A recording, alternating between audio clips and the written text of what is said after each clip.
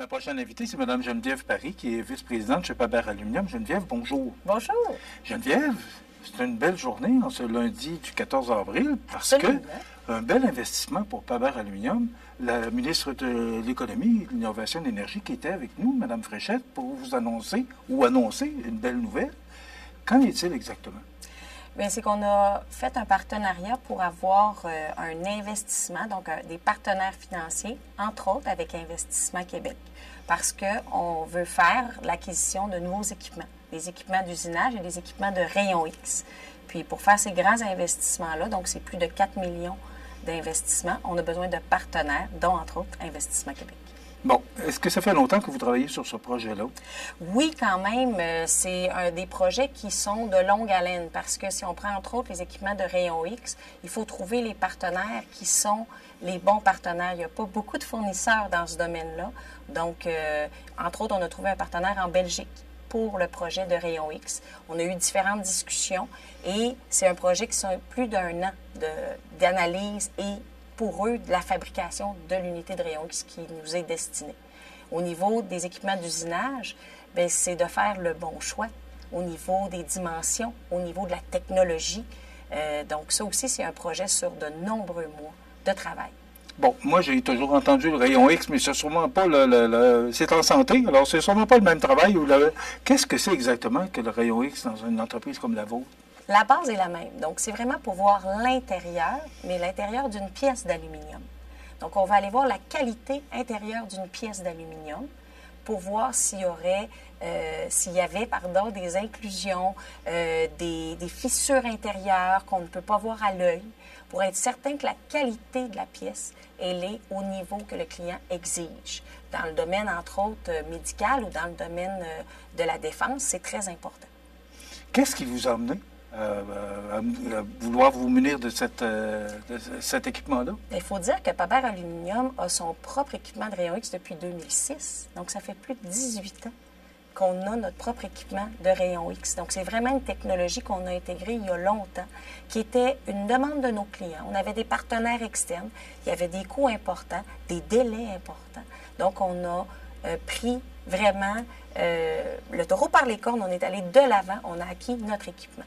Mais depuis 2006, les technologies ont évolué, la disponibilité du support a changé et on devait faire une grande mise à jour, changer notre rayon X pour pouvoir poursuivre notre service de rayon X qui est surtout utilisé pour nos besoins internes. Mais est-ce que vous êtes la seule entreprise qui allait avoir ou qui allait posséder cet équipement-là?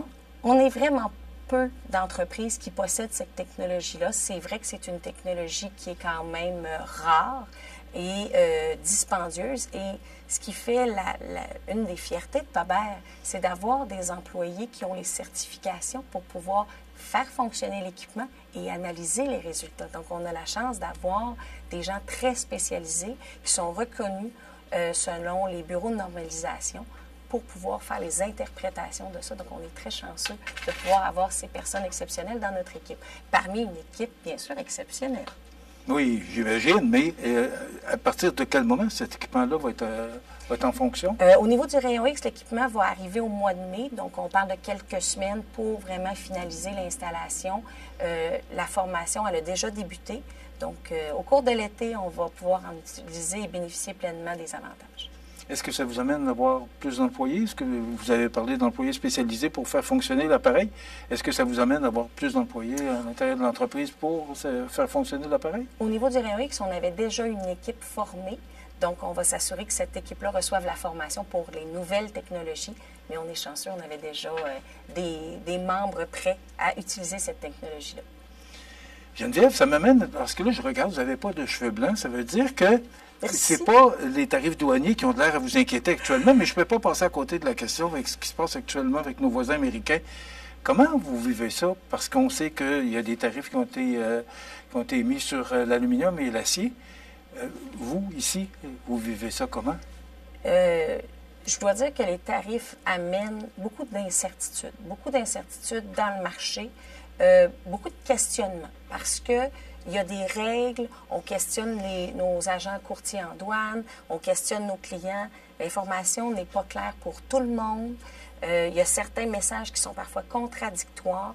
Donc, c'est un dossier qu'on doit suivre au quotidien.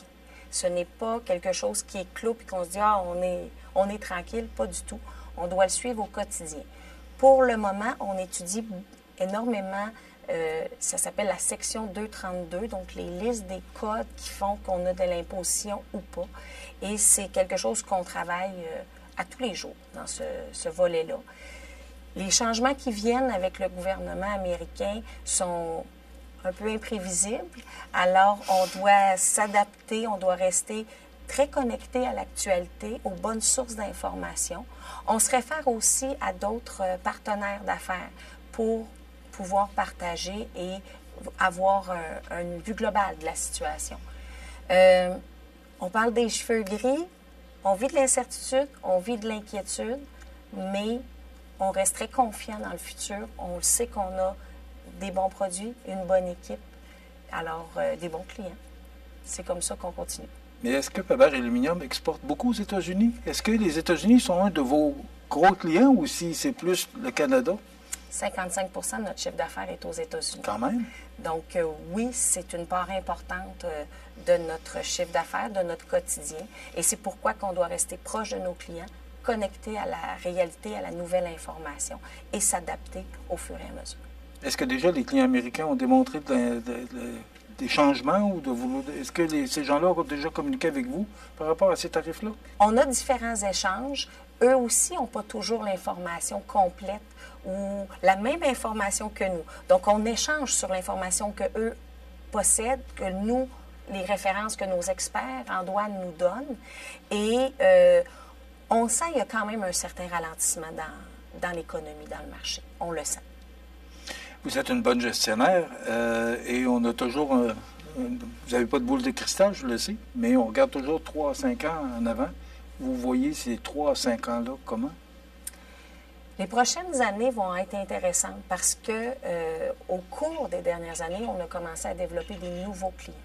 Des clients qui sont dans l'Ouest canadien, des clients, entre autres, qui viennent de pays européens. Donc, on le sait qu'on va être capable de continuer la diversification de notre marché. Et nos clients américains ne sont pas seulement des clients, sont des partenaires. Parce qu'il y a des pièces, ça a pris plusieurs mois, même des années à développer avec eux. Donc, on va continuer à travailler en partenariat avec eux. Et on voit qu'il y a un beau futur devant nous. Mais c'est certain que les prochains mois vont être riches peut-être en émotions. Ça fait du bien entendre ce que vous dites, mais est-ce qu'on est trop dépendant ou on devrait être moins dépendant des États-Unis? C'est un partenaire qui est un partenaire de proximité. C'est un partenaire qui a quand même plusieurs marchés, une grande population. C'est, oui, un partenaire naturel pour le Canada. Est-ce que c'est trop dépendant? Je n'ose pas nécessairement aller dans ce sens-là. Je pense que c'est pertinent de diversifier nos marchés et de travailler en partenariat avec nos clients, avec nos fournisseurs également. On va vous souhaiter un bon succès, surtout avec cette belle annonce. Bravo pour ce que vous faites. Félicitations. Puis on va suivre ça avec intérêt. Merci. Merci beaucoup. Madame Geneviève Paris, qui est vice-présidente chez Faber Aluminium. Voilà, ça complète.